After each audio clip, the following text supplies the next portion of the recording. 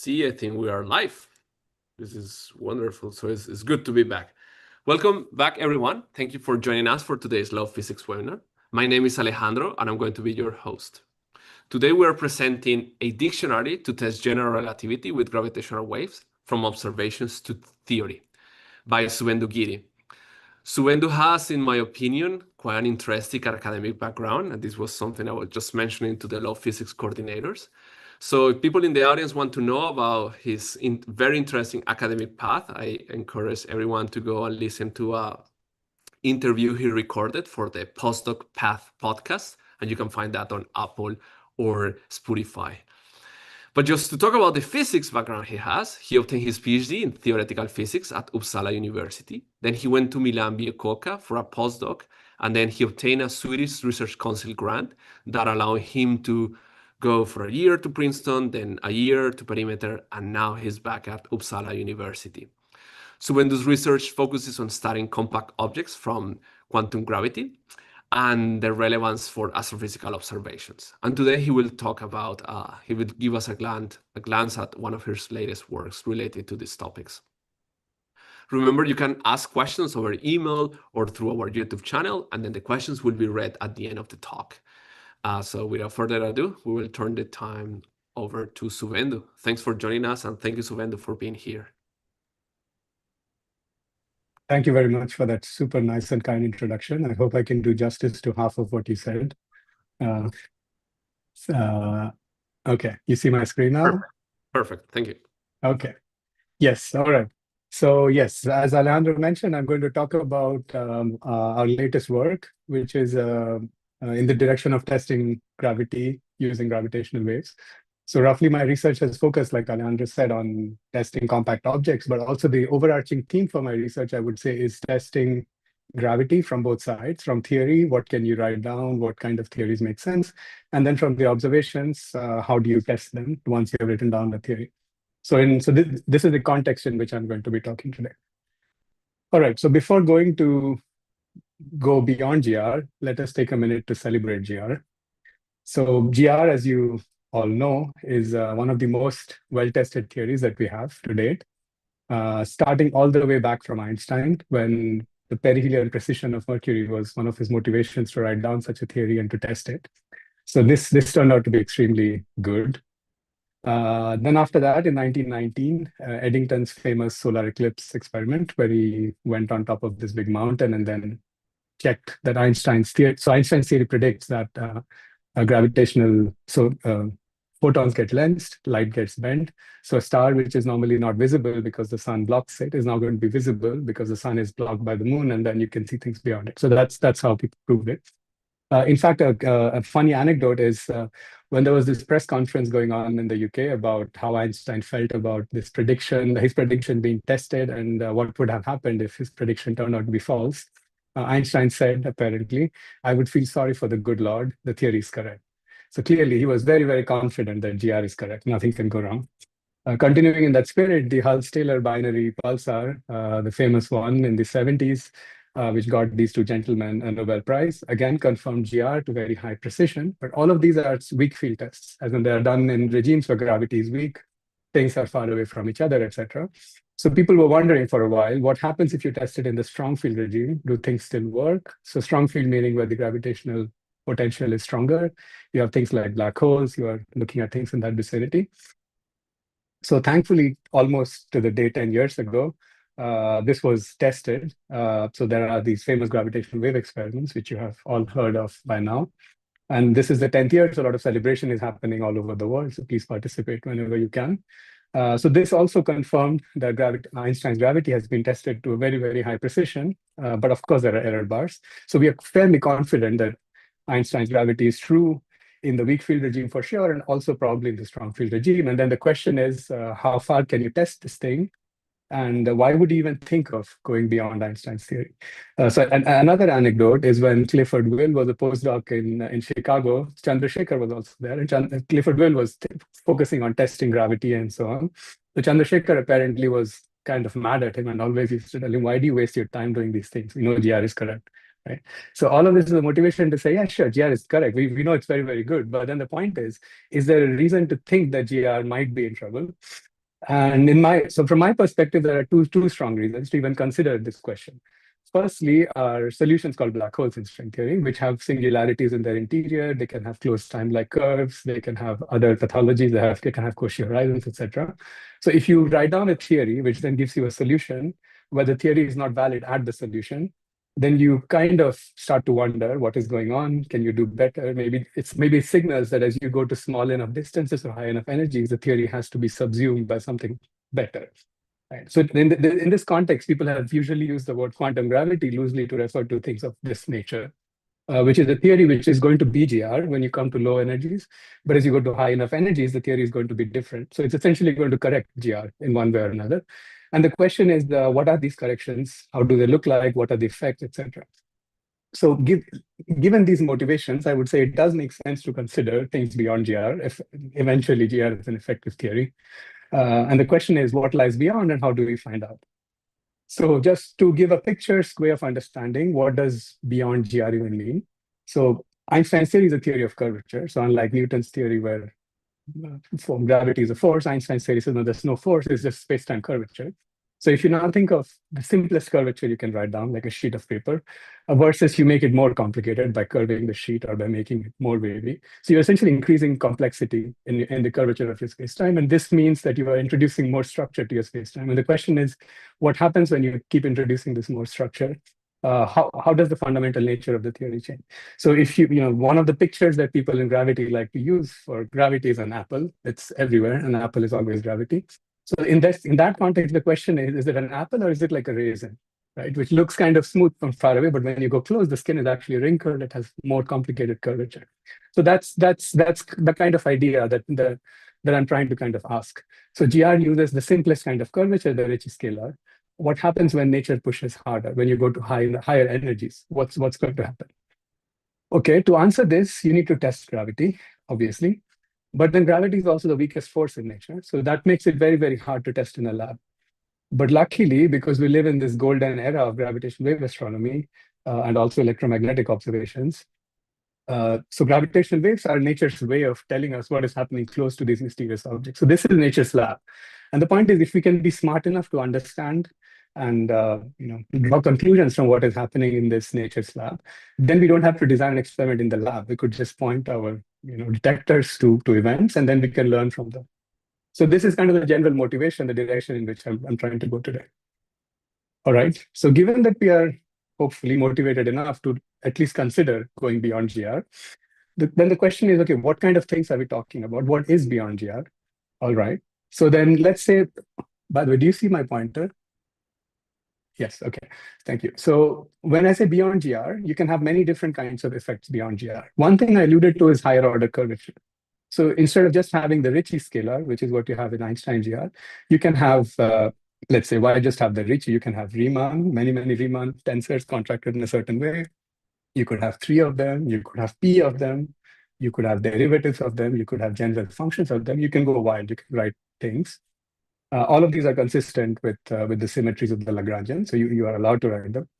On the other hand, you could also introduce new field content. You say, well, okay, why just consider the metric, which is the only degree of freedom here? Why not also consider scalars, for example? So you could have scalar fields being coupled to the curvature, or you could have arbitrary functions of the scalar coupled to arbitrary forms of the curvature. You can go wild, you can do things there. So all of this is, again, being very conservative and saying that, no, we want a Lagrangian description. We know that we have the Einstein-Hilbert action, which is a Lagrangian. But then the question is, okay, maybe you want to break symmetries. Maybe you want to be so agnostic that you also allow for it. All right, then you can consider Lorentz violating theories. I'm not going to talk about them, but just to mention, you can do things like that. You can also consider non-local terms, where things depend on 2 different space-time points in a certain way. And then motivated by quantum gravity, like I mentioned before. So if you say, okay, let's not do any of this bottom-up stuff. Let's actually take a theory of quantum gravity and ask it, what does it predict goes beyond GR? Well, if you do that and you pick your favorite quantum gravity theory, I have just picked string theory because that's the one I'm most familiar with, then you can have other objects in your theory beyond the objects we see in our day-to-day life. So you can have these things called strings. You can have these membranes, which are called branes. So once you have these kind of things, they induce certain kinds of effects which go beyond GR. But then famously, these kind of theories have other features with them. They have more dimensions. They have higher order charges, etc. So to get rid of them, you have to do something. So there are things people call compactifications, which is taking the extra dimensions and making them small. By making them small, then you don't see them. There are ways you can hide them. But also you can use these things called brain world constructions, where you don't make them small, but you have other effects and so on. So my point of showing you all this is to tell you that there are many, many different things you can consider if you let your imagination run wild and go beyond here. But then the problem is there are too many things to do. Like, given all of this, how do you test for any of it? It's a losing battle because you have so many different things. However, we are lucky to live in a universe where something called effective field theories work. What this means is, in physics, we don't usually need to know everything at the smallest scales. Instead, we can zoom out and describe what matters at the scales that we're looking at. For example, if you wanted to describe how water works on a lake, depending on the question. So let's say you want to describe how do ripples form on a lake. To do this, you don't have to do molecular dynamics and study the interaction of every molecule. You could zoom out and you could just solve a wave equation on a flat background. This will give you the right answer for the questions you're asking for. So this approach is at the heart of what is called effective field theories, that if you choose your mask, if you choose the right scale in your problem, you can simplify your theory into something that makes more sense. Luckily, one way to think about these corrections is to think of general relativity as being the effective field theory, and then corrections to this being some kind of microscopic thing, extra high energy things, which are going to correct you on top. So if you follow this approach, then most of the things that I showed you on the previous slide, so the ones which did not break symmetries, only the symmetry preserving ones, you can organize them as a tower of corrections of the effective field theory of gravity. Okay, so in that spirit, then you have some framework in which you can hope to understand and then ask these questions. How do you test for X or Y? All right, so given that you can organize corrections to general relativity as effective field theory corrections, how do you test it? So in the present way of testing things, there are two camps in which you can test theories of gravity. One is the model agnostic approach. The other is being model specific. What do I mean by this? So by model agnostic, I mean that you can design tests of the theory of gravity, which don't rely on you picking a specific model for the game.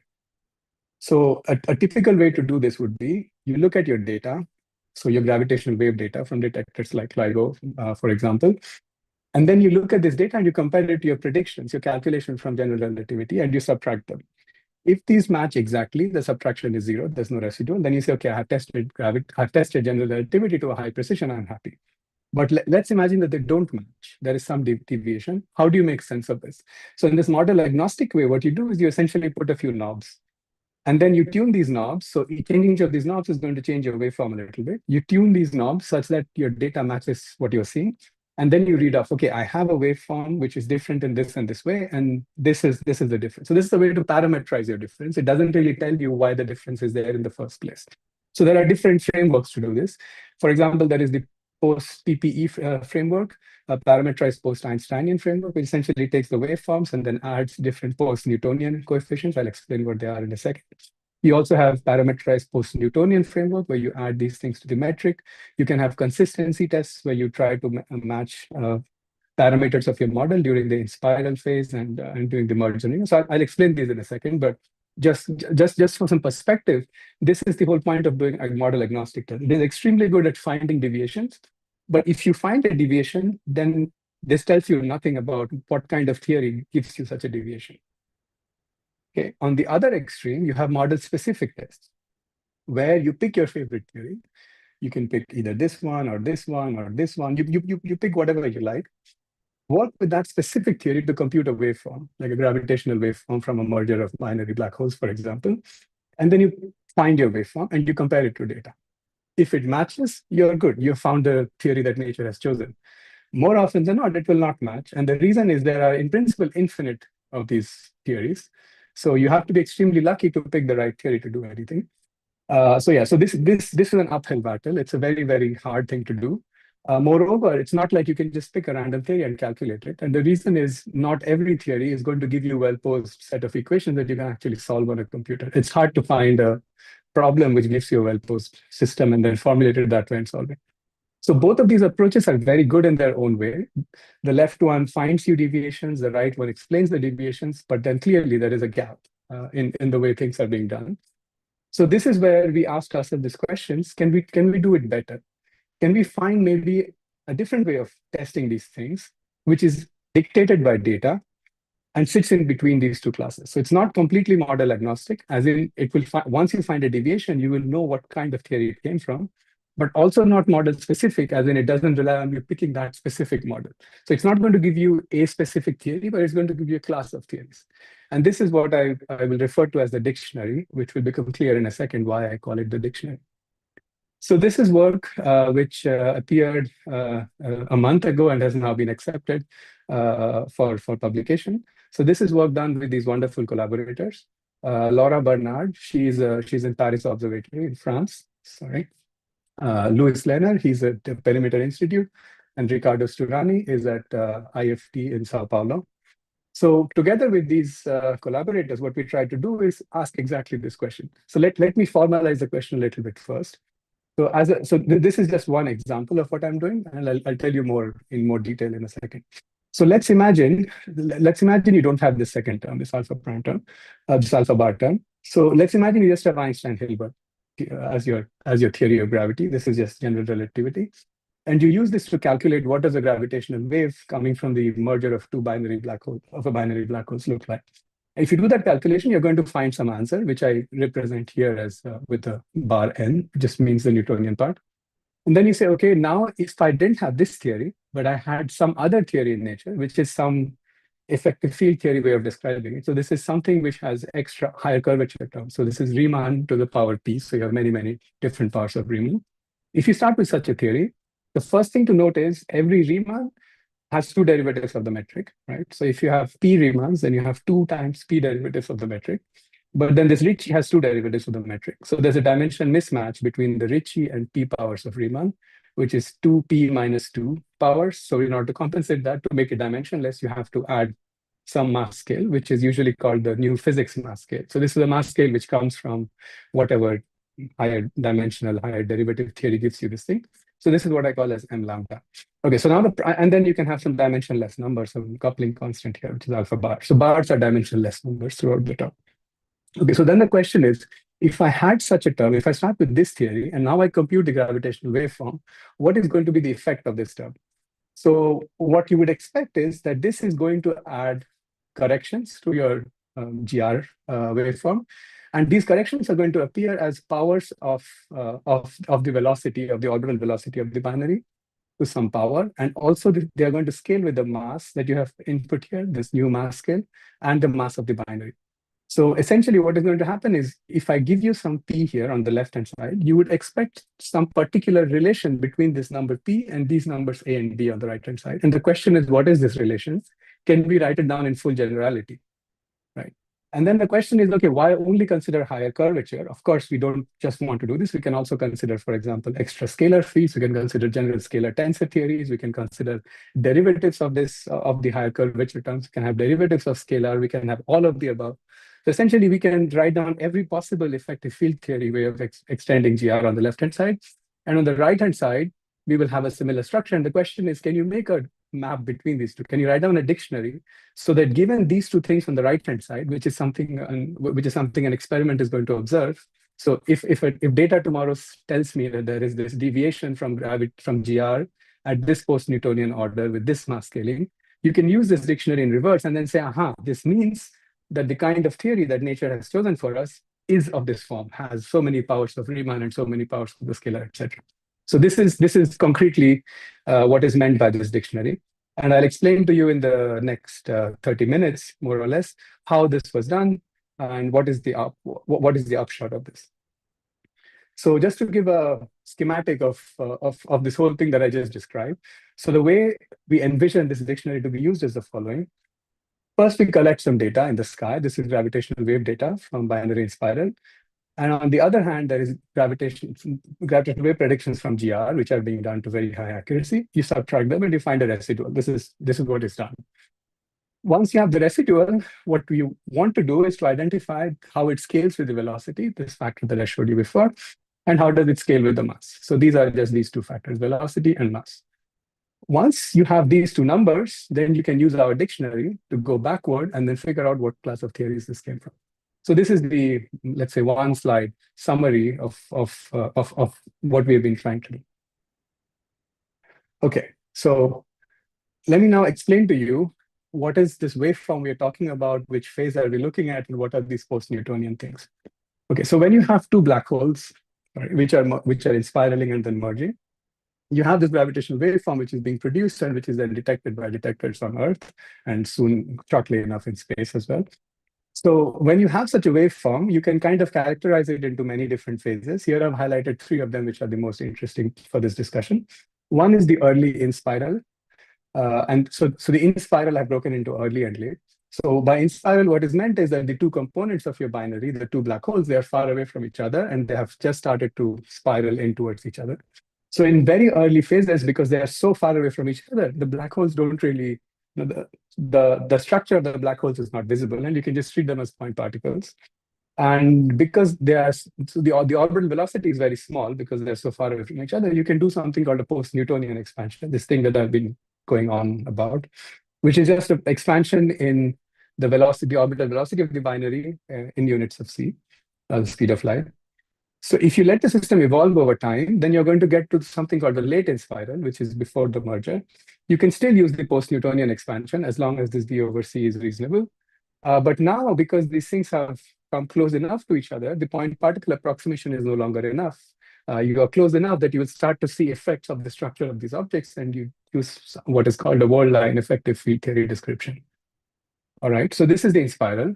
On the red, with this red thing here, I have tried to demonstrate, to illustrate what I've written down as merger and ring down.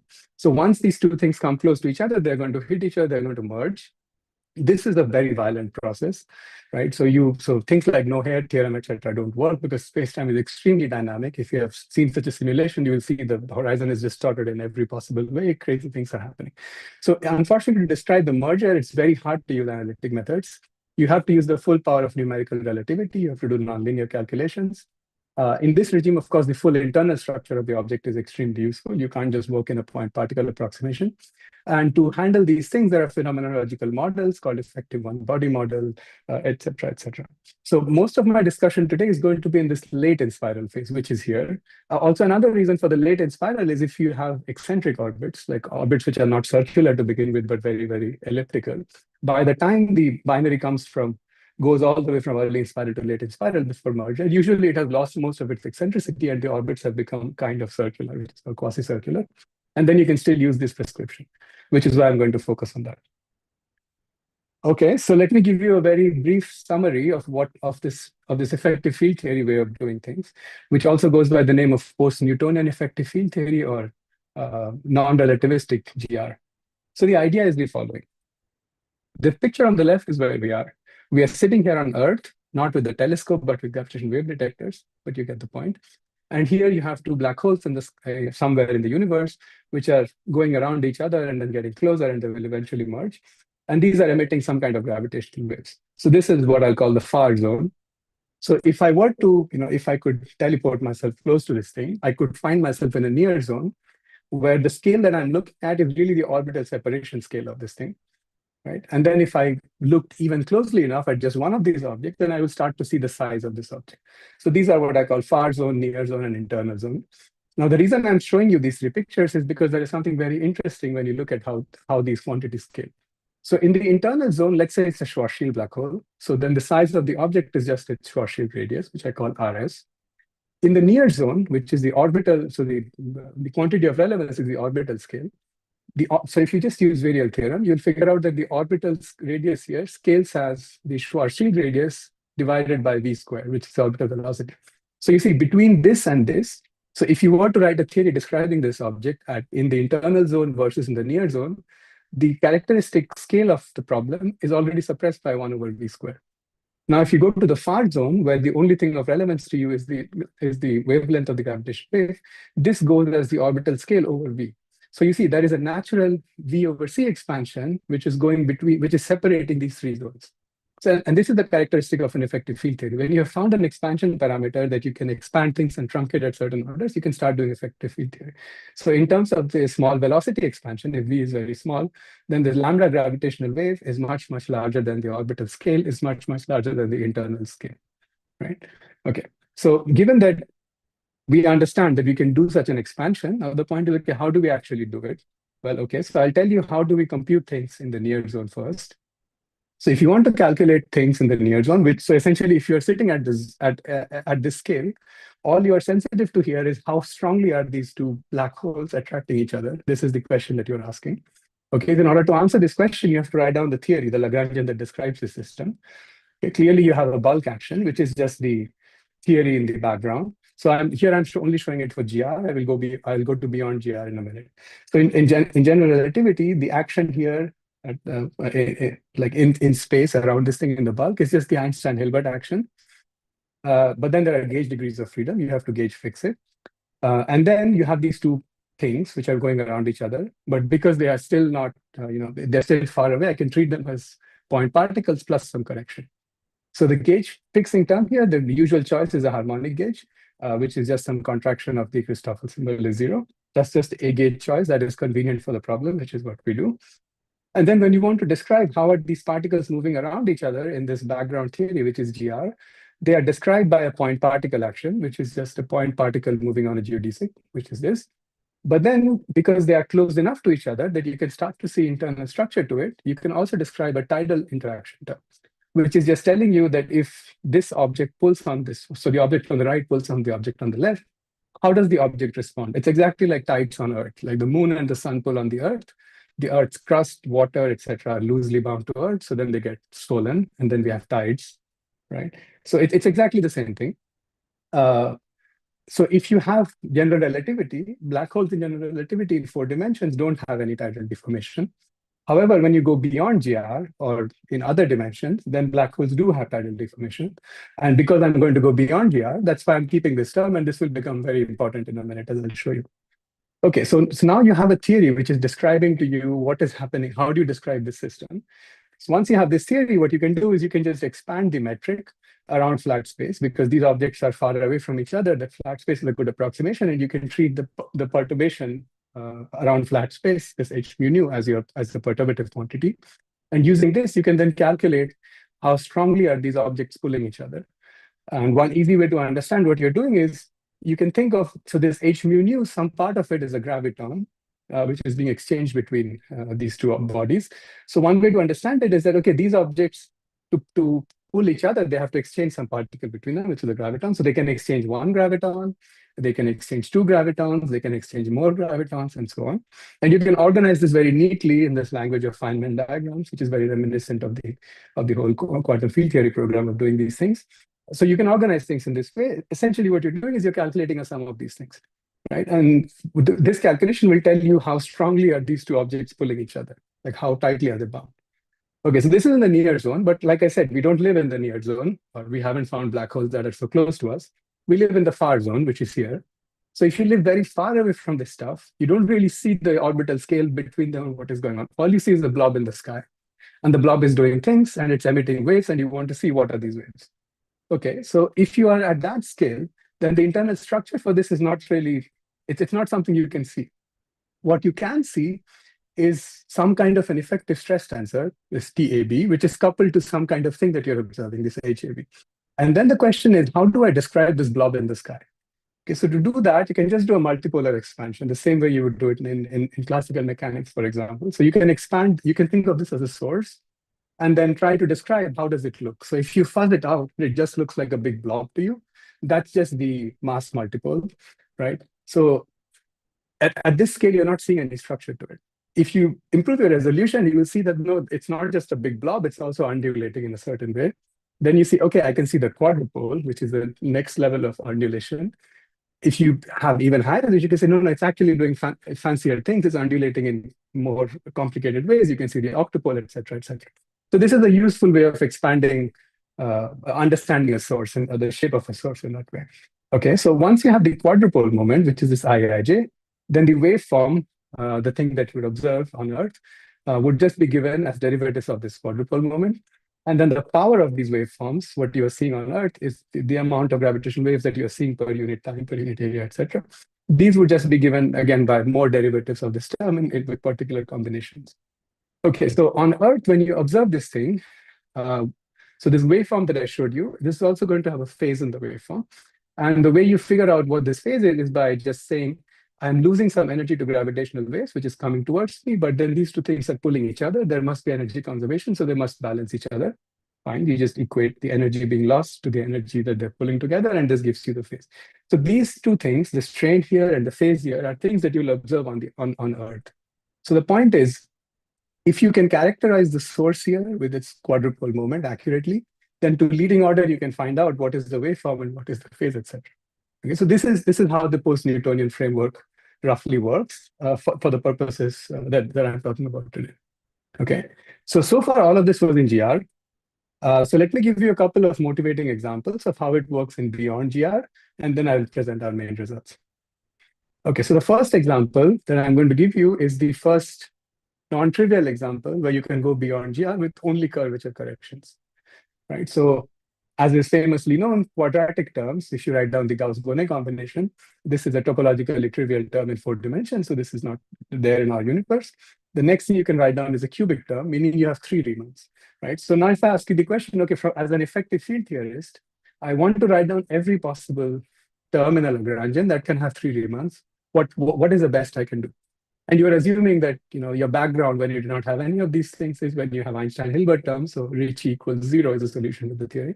If you do that, then you figure out that there are only 3 things you can write down. One of them is when you take 3 Riemanns and you contract the indices in a particular way. The second is if you contract the indices in a slightly different way. And the third is if you don't contract indices using the metric, but using a Levi-Civita beta tensor. Right? So these are 3 things that you can write down, and this is all of cubic gravity that can be written down. All right, very good. We take this theory now. So I showed you how to do the binding energy, the potential for GR. Now let's do the same for beyond GR. You take this thing, you do your calculation, and what you get is this. So the first correction that you get on top of GR looks like this. So if you look at the potential, you see it goes as 1 over r to the 6. In GR, this would be 1 over r, right? So it has more power so far. It's more suppressed. That makes sense. And then it has this coefficient beta 3, which appears here in the Lagrangian.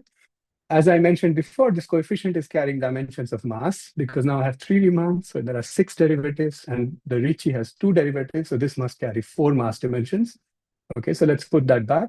So we write this coefficient beta 3 in terms of some dimensionless number times the dimension full coefficient, which is this mass to the 4. Okay, once you do that, you can then rewrite this expression in a very simple way. The reason I'm showing you this is because I'm not going to show you this again. This is just one example, and I'll just show you results. So just so you know where all these things come from. Okay, so you take this thing and you put back so you write everything in terms of massless quantities. And if you do that, then you will immediately recognize the Newtonian binding energy, which is this yellow piece here, Vn. And then you have these extra things. Now you can use the virial theorem, which just means kinetic energy equals potential energy. And if you do that, then this Gm over R goes as V squared. This is kinetic, potential equals kinetic. And then you see you can write each Gm over R as V squared. So this is 1 V squared, this is 4 V squared, so you get V squared to the 10. Right? So it's V squared to the 5. So this V squared over C squared, the number appearing here is called the post-Newtonian order, because this is how many powers of V squared over C squared have you had to add on top of the GR. So this here, you all recognize is a 5 post-Newtonian correction appearing at the 5th post-Newtonian order. And in addition, it is also tagging along with it some mass of new scale, the mass scale of new physics, this m lambda, divided by the total mass of the system. So long story short, the potential that you computed here is going to give you something that scales as V squared over C squared to the 5, so 5 post-Newtonian order, and mass to the power 4. Times some dimensionless numbers. Very good. This is the potential coming from the Lagrangian. But like I mentioned, when you go for black holes beyond GR, you also have tidal effects. So the tidal love number is non-zero. So you also need to calculate that. If you do that calculation, what you get is something that also scales as 1 over r to the 6. Very similar to this. And now you have some numbers here, CE, which are just the tidal love numbers of these objects. They carry mass dimensions. You put back the mass dimensions, you get literally the same with just a different number. So the conclusion of this slide is, if you start with cubic gravity theory and you compute the binding energy between 2 black holes in this theory, this turns out to be at 5 post-Newtonian order from here and scales with mass in this way. Okay, good. However, this is just the potential energy. What we observe on Earth is not potential, but the gravitational wave that you're seeing. So we need to calculate the second part, the thing that I was showing you on the previous slide with TAB and quadrupole, etc. So you do that calculation, you compute the quadrupoles, you run the crank, you compute things. And then what you'll find is that the strain and the phase, they both scale also in exactly the same way. They both also scale as at 5 PN order and turn out to have this. And this is something that you'd observe in the sky. So to go back to the question that I started, sorry, there should be alpha bar. To go back to the question that I started with, if I start with a theory which is some higher curvature theory correction to the Einstein-Hilbert with some power p, what are these a's and b's that I have on this side? And I have just shown you that if p was 3, which is cubic gravity that I just showed you, then this a equals 5 and b equals 4. So you kind of get a flavor at how we hope to construct such a dictionary. So this is the simplest case that I showed you. We can generalize this to more complicated cases, and then you can do it. Okay, let me give you another explicit example of another class which involves scalar fields, because this is qualitatively slightly different, and then I'll show you the main results. Okay, so now let's imagine that we start with a different theory, which is Einstein-Hilbert plus some scalar field with some canonical kinetic term. And then the simplest scalar thing I can write down, which is just a scalar field coupled to quadratic piece. This is usually called the Gauss-Bonnet combination. So if I start with this theory and I ask you the same question, okay, what is the binding energy? What is the radiation, etc.? So, okay, so let's compute the binding energy. So we run through the machinery, compute the binding energy. What you will see is from the potential, you get something that now is 3 PN instead of 5 PN. So the correction shows us V to the 6 instead of V to the 10. And then you have a mass scaling, which looks a little bit more complicated than before. But because there is something called a scalar charge, which is denoted by this d bar a here. So the scalar charge just tells you what is the strength at which a particle is going to emit or absorb one of these scalar things. It's just a term in the Lagrangian, which is mass times this. Whenever this happens, this couples to the mass of that object, which is why you get this thing. But morally, all you are seeing is a 3 PN correction with some mass scaling. Okay. So when you have scalars, I showed you that you can have tidal deformations, which is essentially how strongly can the horizon of the black hole deform if I pull on it. But now if you have scalars in your game, so then you can have black holes which have scalar hair, right? So a black hole has a non-trivial scalar profile as a solution. I can also pull on the scalar by itself, and this will deform differently from the black hole, just like water on Earth's surface deforms differently from the Earth's crust. And because the scalar field is less tightly bound, so when I pull on it, I would expect it to deform easier, which is why you see that when you calculate the scalar tide, you get a 3 PN effect instead of a 5 PN effect from before, right? So it's easier to pull on the scalar. Okay, so if you do all of this, then you have the binding energy and the scalar tide together. So this is the total potential, or the total strength with which things are pulling together in the presence of a scalar, and this turns out to be a 3 PN effect. Okay, so then you ask the obvious question, very good, what does it mean for gravitational waves that I observe? Because I don't see how things are pulling each other. So you run the calculation and you also get a 3 PN effect, very similar to before. However, there's a crucial difference when you have a scalar. So before, you could only emit gravitons when you had a theory with only curvature. But now, because you have a scalar, you could also emit a scalar, and you could observe it on Earth. Well, if this happens, then it gets much more interesting. So when you now write down your stress tensor as before, if you do it for the scalar, you will get pieces which have monopole. So remember, this was like the mass in GR. And then you'll have quadrupole, but you'll also have a dipole, which does not happen in GR, right? So this is something which is on top of GR. So this appears as B over C. In GR, it is absent, so B over C to the 0. This is what is usually called a minus half PN correction. Minus just means that it is leading compared to GR, not subleading, right? So if you have extra scalars in the game, you can have scalars being emitted, and this will give you scalar dipolar radiation, which is leading compared to GR. On top of that, the polarization modes that you had for GR, these plus and cross modes, which are essentially telling you how are things moving this way and that way. You have a new mode, which is a breathing mode, which is essentially telling you how are things doing that. And that appears at minus a half PN. So you see things are qualitatively different between having a scalar and not having a scalar. All right, so with those two motivating examples, I think now I'm ready to kind of get to the point. So the point is the following. What I've been trying to motivate to you is that starting with some space of effective field theory. So the main message is we want to test how does the possible modification to GR show up in a gravitational wave that we observe on Earth, right? So to do this, like I motivated to you, the first thing we need to do is construct the space of EFTs. What kind of things can you have? And then from there, you go and find what you want. Okay, so once you write down every possible EFT that you can write down, the question is, should we consider all of them, or can we throw some of them away because they are not good theories? Okay, what do I mean by not good? You can impose a set of restrictions on top of the EFT to kind of demand what you mean by good theory. For instance, you could say, I only want things which give me second order equations of motion, which don't have these Ostrogradky, Ghost, etc., etc. Can I only have two time derivatives in my problem? Can I have things which are only causal, which have etc.? So you can impose all of these things, which is a completely valid thing to do. If you do all of that, then you can cut down your effective field theory space into a set of theories and then only consider that. So this is the usual way when people want to do model-specific tests, like which theory do you pick? You usually pick a theory from this bucket. So you write everything and you throw away some of them and you keep the ones that remain. However, this approach that I'm showing you today does not really care about this, because the only thing it cares about is how many derivatives have you put in and how many degrees of freedom have you put in. If you can tell me those things, this is an effective field theory way of doing it. So it's going to take everything that is allowed at that order, and it's going to give me the leading contribution from that. So this is, in principle, a slightly easier way to approach the problem, right?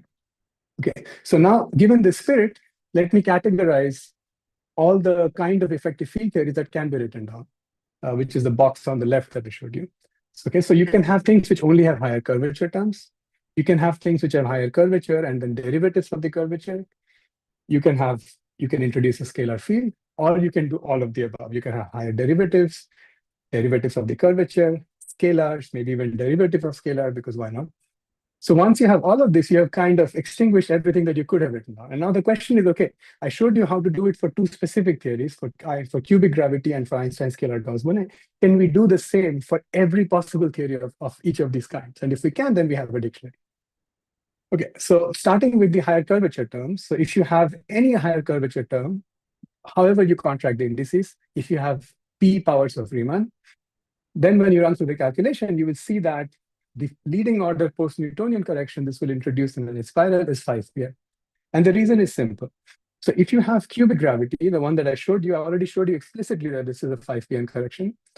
And then the tidal effect is also 5pn. But now let's say I had quartic gravity or pentic gravity or hextic gravity, whatever. So the potential contribution is going to not be 5pn, but it's going to be subleading. It's going to be 8pn, etc., etc. But the tidal effects will always appear at 5pn, right? So, and the total thing you observe is the sum of tidal and potential. You cannot distinguish them, they are the same thing. So irrespective of which theory you're considering, you will always get a 5pn leading correction. Okay, so then you say, okay, if I see 5pn, then how do I know what P was P equal to 3 or 4 or 5? Because everybody gets 5pn. But then I said, not so fast. Look at how does it scale with the mass of the binary. Because every possible P is going to scale slightly differently with the mass of the binary. So these two knobs that I told you that you need to tell me, how does it scale with velocity? How does it scale with mass? When I combine these two things, then essentially the message is the following.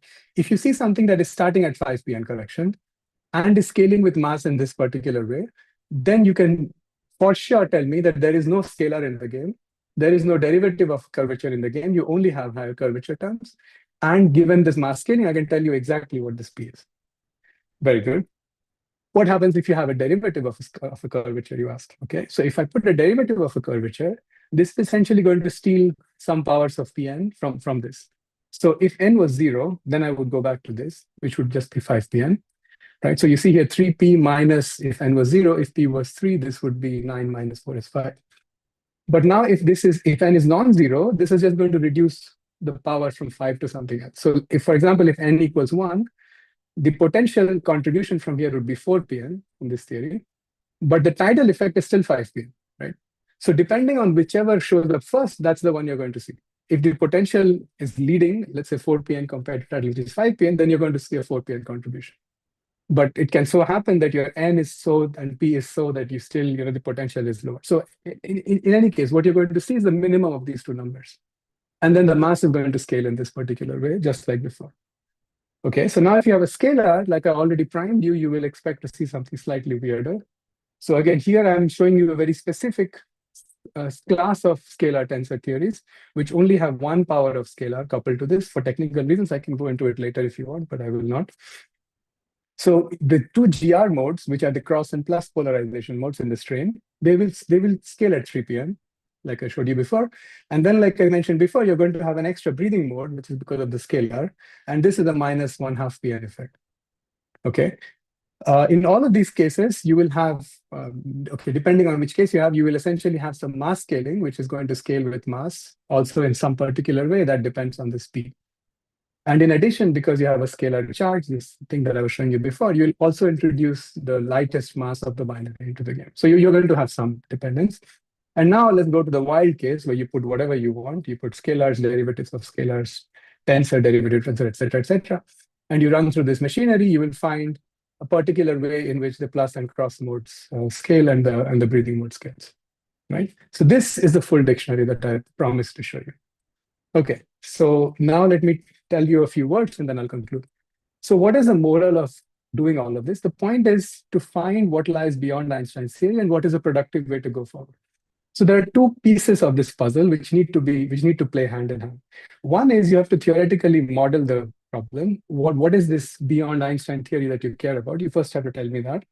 This is where you need inputs from high energy physics, things which you trust are going to give you beyond your corrections. But then once you have them, you want to do observational tests from gravitational waves. Maybe if you're more clever, you can use multi-messenger observations from radio and extra observations to figure things out. So the point is it's an interplay between these two things, which makes it extremely exciting because it's, you kind of need skills here, you kind of need skills there. It's super interesting to put these things together, especially because of the times we live in today. So we have wonderful experiments going on, and we are going to have even better gravitational wave experiments are going to come up. So we are going to have Earth-based experiments, ground-based. We have Einstein telescope in Europe, Cosmic Explorer in North America. Then we are going to have space-based things. We're going to have LISA, which is going to be in space and is going to observe things there. Then we have something called LIGO India, which is upcoming in the next half a decade, I'm told, in India. Things are going to change there. So given all of this stuff, gravitational waves have given us a new window into strong field gravity. Right. So data is going to be here soon. Like these experiments are being planned. Some of them have deadlines of 5 years, 10 years. So we're going to get new stuff. The point is, once we have this data, it's going to be too late to make a prediction about what you want to see, right? You don't want to post it. So I would just want to end with this call to action that this is the right time to be studying these things in as much detail and having as much foresight as possible, because we need to figure out what we want to see, what we want to test, and then test it when the data becomes available, instead of going the other way and then just looking at data and saying, aha, I see this or I see that. So that's kind of the message I would like to end. Thanks a lot for your attention. Thank you, Suvendu. I think if I clap, Zoom kills the noise, so I'll do a virtual clap. Thank you. This was lovely. Let me see if I see questions on YouTube, or there are questions here from the coordinators. I see some likes on YouTube. Do you guys have any questions? I have a couple, and I think we still have a little bit, 5 minutes to ask questions. So I guess I'll start. Suvendu, can you clarify a little bit? So I was under the impression that with PPE, PPN, even like in the solar system, we were able to attach, even in this theory agnostic way, to test GR physical effects. So I can have a PPM parameter that is associated to, let's say, I don't know, I'm violating,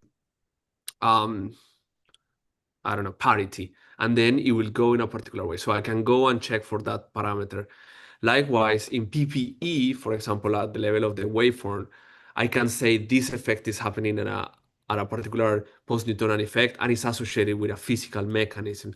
So here, just to see if I understand correctly, what it's doing, the dictionary is now linking that directly to a term in a Lagrangian or in a particular set. Can you clarify that part? Because I understand the theory agnostic, just to repeat my question, is theory agnostic, but you can still know where it was entering, how it was entering the waveform, right? So can you clarify that? Yes. So yes. Thanks. That's actually a very good question. So in the parameterized post-Newtonian way of doing it, what you're doing is you're parameterizing deviations of the metric with some coefficients. And then depending on if you see some non-zero coefficient, you can say, yes, I know that my metric has differed in this way. And then if you work extra hard, which is not a part of the PPN framework, but then leading from this, you can kind of try to figure out what kind of theory, fundamental theory, beyond GR theory gave you such, or what kind of theory can give you a solution to a metric which looks like this. But then, like you rightly pointed out, you can have terms which preserve or violate parity. And then if you pick up one of those terms which violate parity and you are not considering them, then yes, then you are inclined to say, yeah, probably I should also consider parity violating terms and not just parity preserving. Absolutely. So this I would say is still model agnostic in the sense that it doesn't tell me what kind of theories it came from. It does put me in the right ballpark, saying is it parity violating or non-parity violating. But that's it. That's the extent. Then if you go to parameterize post-Einsteinian, there what you're doing is you're parameterizing the waveform and different orders in the waveform to that. Again, it's not taking you to the Lagrangian. Like, it doesn't tell me what kind of Lagrangian it came from, but it's kind of telling you, okay, maybe you should look for effects of this kind or that kind. Yes. Okay, I'm thank sorry, you. what was it? Was there a third part to your question? I forgot. No, that was it. Thank you. That was it. Okay. Yeah, but I guess, but then again, even in the PPE, for example, you can associate that to a particular post-Newtonian. So you know that velocity Right. Okay. Yes. Right. Yes. associated Yes. to, I don't know, Yeah. -1. So I still have some, it's still agnostic, but I still have. So I guess just to clarify, so the point here is that now the dictionary will say you do that, and now it can give you this sort of Lagrangian, right? Right. So let me, Just yes. minus. Okay, I see. Yes. So let me put this there. One other way to make sense of the dictionary is the following. Sorry, let me go back to this so we have something to look at. So let's say you're looking at this first class where I say that things only start from 5 p.m., right? So this is telling you that the deviation at 0 p.m., 1 p.m., 2 p.m., 3 p.m., 4 p.m., and all the half integer powers in between, these are all 0, right? So you can actually link these to a PPE parameter set and then say this is predicting that all of those are 0 and it's starting from 5. So absolutely, you can absolutely play that game. There are ways to. Oh, also another thing I forgot to mention, I don't remember why, I thought I had it. So all of this analysis that we have done so far does not take spin into account, right? Because if you have spin, things are going to shift back. And we don't have tidal dissipation into account. So the reason we don't have spin is because it was hard enough to do without spin. So yeah, but yes, so this is an exercise we can do. And tidal dissipation is not the same as tidal deformation. So tidal dissipation just means when you have two black holes going around each other, they're both emitting gravitational waves. But it's not just emitting towards, it's also emitting towards each other, right? It's also falling into each other, meaning that the mass of the black hole is going to keep increasing as it's absorbing radiation from the other guy. So this has a very, very small effect, which is usually called tidal dissipation. And this is strong for black holes and very weak for neutron stars because black holes can absorb much more efficiently. So if you take those things into account, typically for non-spinning black holes, you start to see effects at 4 p.m. and for spinning black holes at 2.5 p.m., etc. So this is also something I have not done. This is easy to do in this worldwide EFT formulation. You add an extra term, which is instead of E squared, you have Q times E, and then you calculate things. My suspicion is just going to change this minimum of 5 that I put everywhere to minimum of 4, but I haven't done that calculation. So yeah, so the spin and this has not been considered in what I've told you. Thank you. I see there's an user on YouTube. Ivonova is the username. They say very nice talk. Thank you. I also have another question. So when you say like it scales with the mass, so for example, here in this slide, I can you comment a little bit on, or maybe I didn't see it, but in principle there can be a lot of degeneracies, right? So I can, or in other words, if I measure something and then there is a coefficient in this amplitude that goes as m, like this that you put, there is, yeah, like I don't know necessarily how I will. No, I think I understand your question. Yeah. So let me try to explain it the way I understood your question, and then you can tell me if I missed something. So this m, so this, let's, as a concrete example, just look at this one. So this small m here, for example, is the total mass of the system. That's what is meant here. So the way to understand this is if you have multiple events. So right. So given one particular event, you can tell me the post-Newtonian order. That's easy to do. But you will not be able to tell me what is the mass scaling of this. Because I mean, I have one event, so my binary is, let's say, has 50 solar masses, and I don't know the scale of my new physics, clearly. So it's kind of hard to do. But if you have two events or more events, so then given the mass of the events, you will, the more events you have, the better it is, of course. But then given multiple events, you will be able to start to know how is it scaling with the mass, like different events with different masses, and then okay, everything at 5 p.m., how is it scaling? However, there is a degeneracy that you mentioned very correctly. So you do have a dimensionless number in front of it, right? Which depends on, let's say, the mass ratio of the two objects, depends on the coupling constant, the Lagrangian, etc.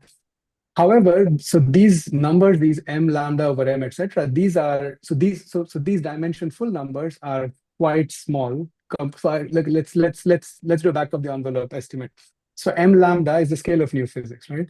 So depending on what kind of new physics you believe is true, you're going to get some number. But let me be completely agnostic and say, okay, I know that GR is tested to micron scales. That I know for sure. I don't know anything beyond, right? So let me not go to plans. Let's say it's micron scale as the most conservative example. So if you take that and you put like, I don't know, 10 solar masses or something in the denominator, this number turns out to be 10 to the minus 21. You see, to 1 power. Now, if you have 4 powers, 5 powers, you see. So even if you had a coefficient in front, unless it was ridiculously large, like a Lagrangian coefficient 10 to the 30 or 10 to the 60, which is not usually how you can do EFTs, you consider like order 1 coefficients, the coefficient is not going to matter so much. I mean, it's going to be important, it's going to be there. So it's not going to play an important role. Moreover, like I said, when you have multiple of these events, the one way to make sense of them is to bin these events. So let's say you have 100 detections you have had in the future, which all violate GR in a certain way. And now let's say all of them range from 10 to 100 solar mass total. Right. So now you can bin these things into, let's say, 10 solar mass bins. So you take 10 to 20 as one bin, 20 to 30 as one bin, and you try to put events which are in that bin together. Right. So using statistics, you can essentially figure out what is this mass scaling ratio coming up. And so because I said the dimensionless coefficient is going to depend on the theory, on the mass ratio. So the theory is the same for everything. That's the theory nature has chosen.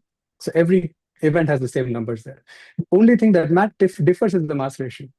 Right, and the total mass. So if you account for that, if you bin it correctly, then you can kind of get away from all of those effects, and then you will know exactly what these are. But again, this is assuming you have enough events that you have detected, which is a big assumption.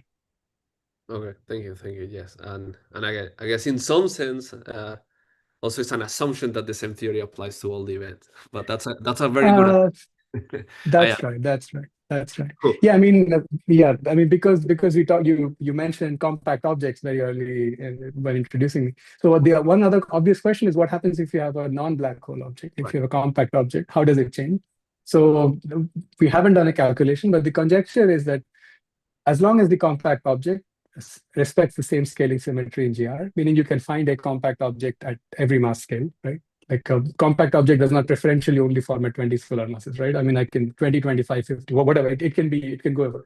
Once you have that, this will probably not show the same mass scaling as this. It's going to just show up with the same mass value, just because it's like in GR. So this would be the conjecture there. Great, thank you. I think we are just about the hour, unless the coordinators have a pressing question. We would like to thank you, Suvendu. And again, there is a little bit of delay with the YouTube transmission, but I guess people can find your email online, and now the talk will be there. So Suvendu, thank you very much for being part of this Law Physics webinar 185. And thank you so much for having me. Thank you for this wonderful contribution and for giving us a dictionary, which is actually very, very nice. Yeah, to stay tuned for the next webinars. We have a whole calendar set it up to actually, I think, next year. So see you everyone next time. Bye-bye. You guys can say bye. Okay. We're not live. Bye. Thank you,